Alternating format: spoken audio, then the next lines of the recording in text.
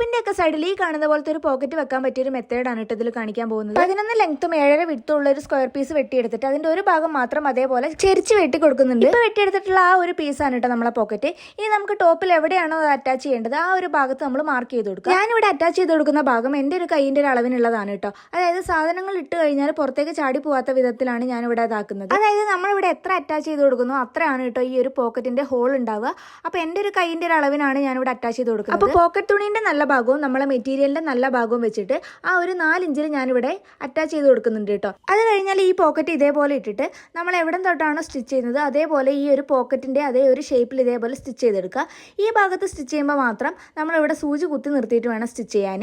അതായത് ഞാൻ ഈ ഇതിൽ കാണിച്ചു തരാം. നമ്മൾ ഇവിടെ തന്നെ സ്റ്റിച്ചിങ് സ്റ്റാർട്ട് ചെയ്തു, അവിടെ സൂചി കുത്തി നിർത്തിയിട്ട് ഈ ഒരു പോക്കറ്റിന്റെ ഈ ഒരു ഷേപ്പ് അടിച്ചെടുത്തു.